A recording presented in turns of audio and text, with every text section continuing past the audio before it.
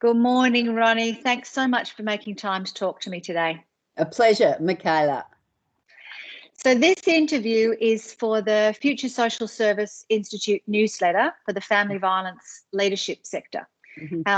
And I'm keen to talk to you given your extensive background with the family violence sector. But I want to start the interview by acknowledging that we're meeting on Aboriginal lands that were never ceded, and pay my respects to elders of their community, past, present, and emerging. I think we've got a really strong commitment both to listen to the wisdom of elders who are now, but also to help support the development of the future leaders for the sector.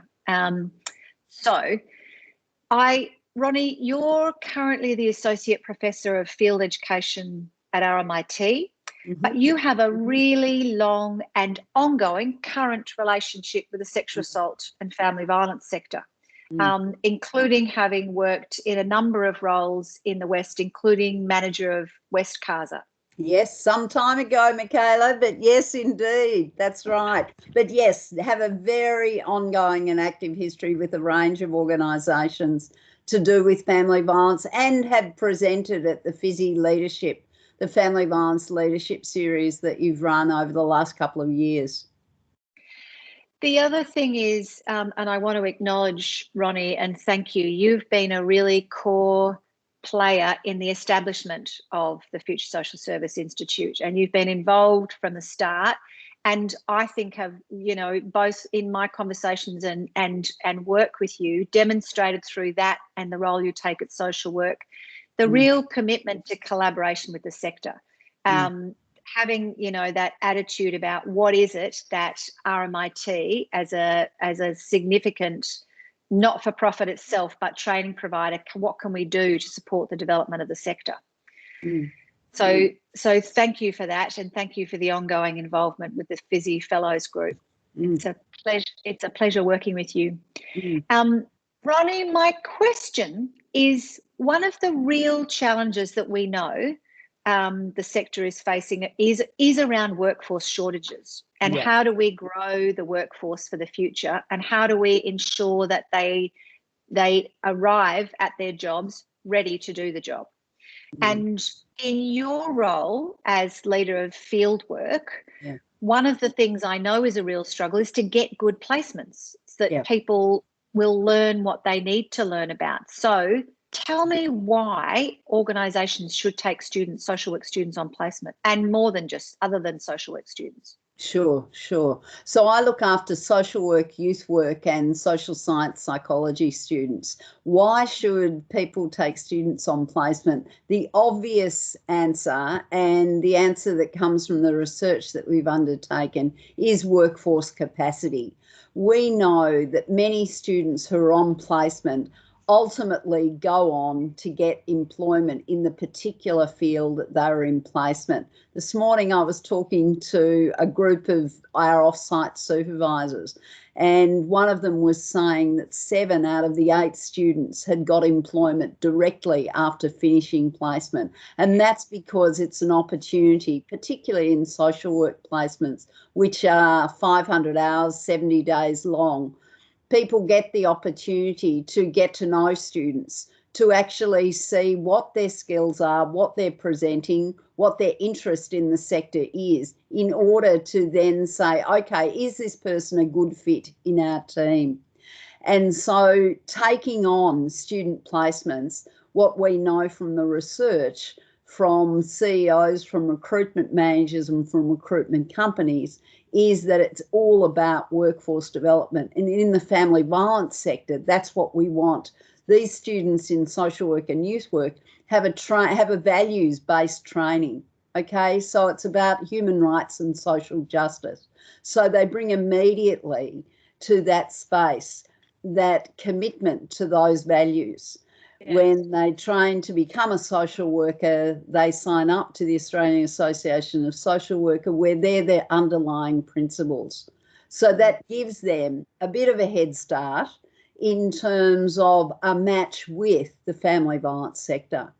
Yeah, it absolutely does. And look, one of the things that I know from from experience as a social worker over my career, but very recent experience at Fizzy, when during the pandemic, we heard from your colleagues that a whole lot of placements had to be cancelled because organisations were under so much pressure.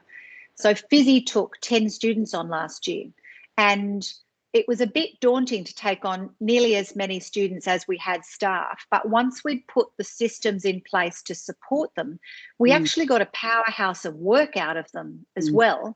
Because I know the other pressure on organisations is we're too busy. You know, the other thing you hear is we're too busy, we're too stretched, we're under too much pressure to supervise students. What sorts of things, talk to us about what sorts of things you put in place to respond to that pressure? Well, again, in response to consultation with the sector, what is it that you need to be able to take on student placements?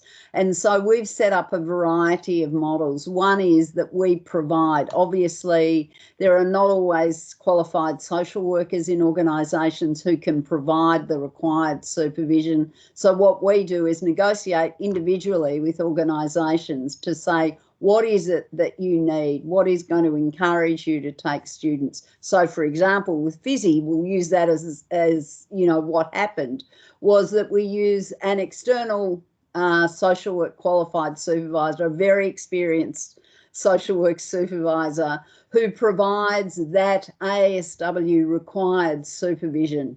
And so they take care of that. They either come in the remote space. It's been all remote provision of supervision, and that's in the form of both group and individual supervision, as well as they provide the liaison to the agency, the task supervisor within the agency, and that liaison that occurs very closely between the off-site supervisor and that task supervisor on site means that those supervision requirements are being met, while also creating a really nice bond between the organisation and supporting the organisation in the work that they've been doing. And so that's often the solution that organisations take. Other ways that we've done it is supported organisations where there have been internal social work supervisors providing that, and we provide some additional resources for them to be able to provide access to an on-site supervisor to do the supervision of placements as well. So what we try and do is tailor it according to the needs of the organisation so that that social work supervision element is sort of taken care of, but done in a collaborative way.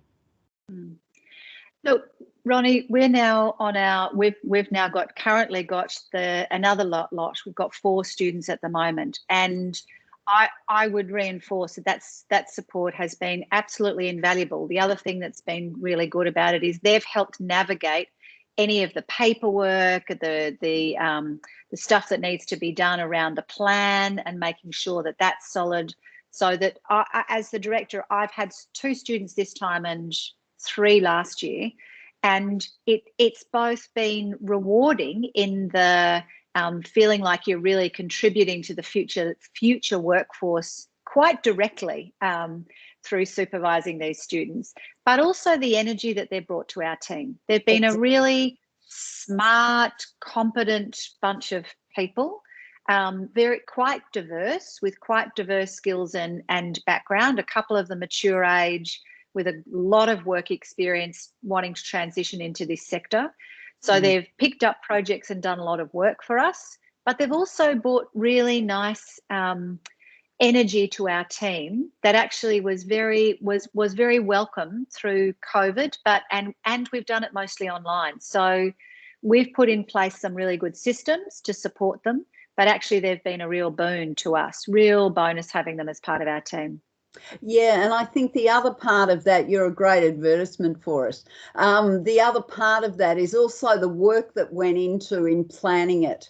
So it's not just this, it's not just, you know, can you take a student placement? And that's generally what organisations confront. Oh, great, we've got this many students for you. What we find is the time spent, invested in speaking with whoever's interested in the organisation, planning out what is going to work. What are the types of students that you want? Because all of our students get to see the placement opportunities. So they're generally invested in the placements they want to be in. The idea that we work out, what are your needs? Can you provide direct practice? Are you interested in projects? What's the nature of those projects? You know, in this COVID environment, we've become much more agile at working online. So we've got a whole lot of resources around that. You know, in this latest lockdown, we've got 169 students on placement at the moment. So we had to sort of transition, but we're getting better at that and having things in place. So all of that pre-planning, you know, those meetings that we have with the organisation beforehand, well in advance of it happening, means that it's predictable. It's not just this reactive thing about, can you take a student? Yeah, no. And look, Ronnie, I really would just like to emphasise what you said at the start about that the students are coming with the values and the attitude that organisations are looking for in their workforce, and having you as the head of fieldwork, really with the level of experience and knowledge of the family violence sector, I think we should be able to expect some really good placement opportunities. So thank you and good luck with the next lot of fabulous students. Thanks, Vicala, and thanks for your support as well. Bye now.